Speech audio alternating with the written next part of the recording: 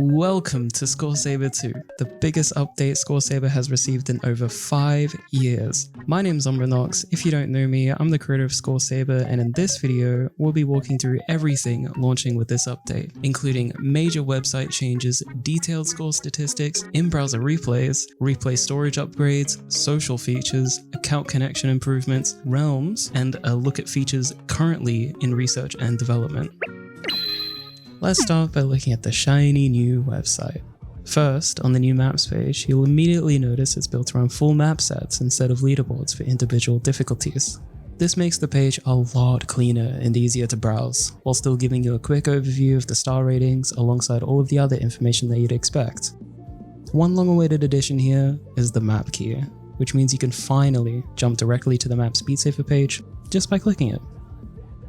There's also been some features added to the rankings page, with new buttons at the top that let you jump to yourself, only your friends, or toggle whether inactive players are included. Moving down, these column headers are no longer just for show. Clicking them sorts the selected stat up and down, so while PP is obviously still the main ranking, you can sort by things like ranked play count or average ranked accuracy. It causes a neat little side effect as each stat almost becomes its own mini leaderboard. Moving on to the leaderboard page.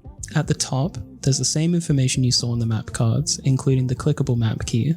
Below that, the leaderboard controls have been significantly cleaned up. You can switch between the leaderboard and any associated rank or quest from the main tabs, change difficulties and game modes from the drop-downs, and use the filter menu for things like friends, country, and around me, which feel a lot closer to how browsing leaderboards works in-game. You'll also notice scores show a lot more information than before. And that's where I'll hand things over to Qwasyx to cover the juicy details. Hello, my name is Qwasyx and I'm an admin and developer on ScoreSaber. I'll be going into detail on all the new data that we are now collecting and how this will affect you as a player. If we look at the leaderboard page, you can see the usual information you'd find on the page previously, like accuracy, misses, and amount of PP. However, you will now also be able to see more detail on the scores, such as per hand accuracy, misses, your maximum 115 streak, the estimated FC accuracy, and a breakdown of your accuracy per grid section, bad cuts, accuracy over time, and more. You might have also noticed the play button next to each score, which is a link to an in-browser replay viewer powered by ArcViewer. This way, you will now be able to see and share any replay that is saved to the cloud, as long as they are within the limits for replay storage. In this new system, a replay will be stored with the following criteria. Every personal best will be stored and is guaranteed to remain available for at least 30 days. Ranked leaderboards will store the top 1000 indefinitely, and unranked leaderboards keep the top 15 indefinitely. If you get a personal best, your previous PB replay will still be stored for 7 days before being cleaned up. Additionally, supporters will also get up to 20,000 extra replay slots depending on the tier, which are only used up if a replay isn't already covered by the above criteria. You will be able to get an overview of this on the new replay management page. To support all this new data, there's also a change to how scores are stored in the database. Previously, any new personal best would overwrite the previous score, making it inaccessible. That is no longer the case, as the history is no longer thrown away. This is also expanded to keeping a history of a lot of new things, which includes player aliases, country changes, bans, role changes, leaderboard status changes, and PP changes. All of this now has proper support in the backend, and with the upcoming mod refresh, it will also include tracking fails and quits, which is useful for understanding how people play, when and where they fail, while opening up for future social features on the platform. These new social features will be supported by the new account infrastructure, which I will let Umbi explain. One of the newest parts of our new account infrastructure is proper meta account support. For a long time, Steam was the only clean path for logging into the website and managing your account, which meant if you're a PC player who bought Beat Saber through the Meta or Oculus store, you could submit scores in-game, but you couldn't actually log into the website. With ScoreSaber 2, that's no longer the case. You can now sign in with Meta and access the same website features as everyone else. So, on that note, after 8 years, it's time to say goodbye to one of ScoreSaber's most iconic profile pictures. It's sat proudly on leaderboards, attached to some of our most prolific top players and flashbanged anyone brave enough to open their profile. It was everywhere. It was unavoidable, but it was beautiful.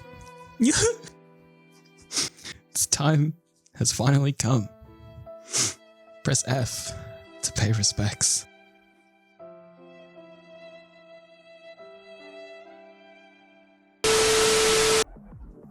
Anyway, if you're using ScoreSaber on Quest standalone, you'll still need to sign in through Steam as you currently do. But better sign-in methods and proper account merging are on the way and one of our highest priorities. Account connections for Steam, Discord, and Patreon are now properly supported too, with some more interesting integrations coming soon. There's also been a basic social system added. Initially, your relationships in this system will automatically populate from your primary platform's friends list. What this means is that the first time you open Beat Saber after the update, that's when your followings list will be filled out. Of course, you may want to clean that up a bit so you can follow or unfollow people manually from the website. While this system is still in its infancy, after launch, we've got a bunch of stuff planned like score-based feeds which show recent scores from people you follow alongside a global feed for impressive top scores. You'll also be able to like and comment on scores on your feed, which would help make the website feel a lot more alive. To manage all of this new stuff, there's now a dedicated settings area for account connections, profile pictures, display names, bios, badges, country reset eligibility, and replay management. That's all for now on the account and social stuff. Next up, we have one of the main reasons we recoded ScoreSaber in the first place, which I'll hand things over to Qwasyx to explain. Realms are a feature we are very excited to introduce in this update. To put it simply, a realm is a scoring context within ScoreSaber. Each can have its own leaderboards, ranked maps, player data, and score calculation methods, like a PP curve or score modifiers, all without impacting the other realms. The main realm, which you will automatically join when you launch the game, is the main ScoreSaber scoring context, with all the same ranked maps, score calculation methods, and player data you already know and love. From here, you can join either a vanilla or modded realm. Vanilla realms might have their own ranked maps and PP curve, but the base Beat Saber score calculations aren't modified, meaning you can join them without issues. Modded realms, on the other hand, use approved mods that dramatically change the way scores are calculated. These realms will be grayed out in-game until the required mod is installed. Think of Astralis Rebeat mod as an example of how dramatic the changes can be. Although old realms require the approval of the ScoreSaber team before they are implemented, they can be used for pretty much anything. Whether it's development testing, tournament rankings, or just a fun new way to play ranked. Realms aren't the only in-game feature we're adding though, and for that I will pass it back to Umbi to talk a bit about some future projects we have planned.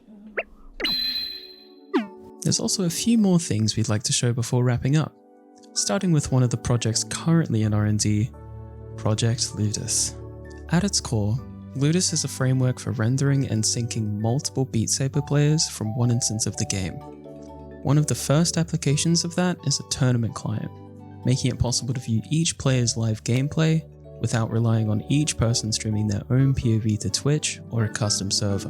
What this means is that broadcasters can capture the whole match through Spout 2 or normal game capture, all while still getting high quality synchronized POVs for each player. Longer term, the same tech could also support things like opening a live POV of your favorite player or team straight in the browser through the replay viewer or in-game. Ludus also opens up possibilities outside of a tournament setting, like live spectating players as a social feature, richer live presence on ScoreSaber profiles, and eventually even pieces of the MMR-based competitive matchmaking system that we've all talked about for years. Now, while its potential is exciting, the actual first time you'll see Ludus live and in action will be in this year's Beat Saber World Cup, where it'll be run through a hybrid of a modified version of Tournament Assistant and ScoreSaber. After the World Cup, the goal is to release everything we've cooked up for everyone to use, along with open sourcing core components of the system, including its rendering techniques. Anyways, I could yap about Ludus for hours. It's time to move on. We've given PPBot some much needed love.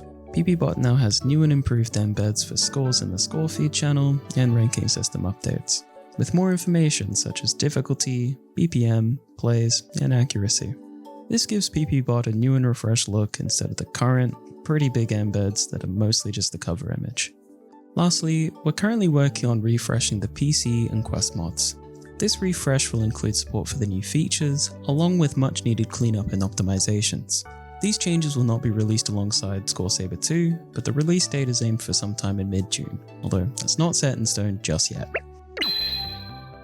Thank you all for watching this development update video for ScoreSaber 2. We know that development has been stagnant for a long time, and I'd like to thank all of you for being so patient with us. With this update, ScoreSaber has only just been defrosted, and development will continue actively again instead of in short bursts. We'll hope to see you in the next video, and we want to wish you the best of fun with the new update.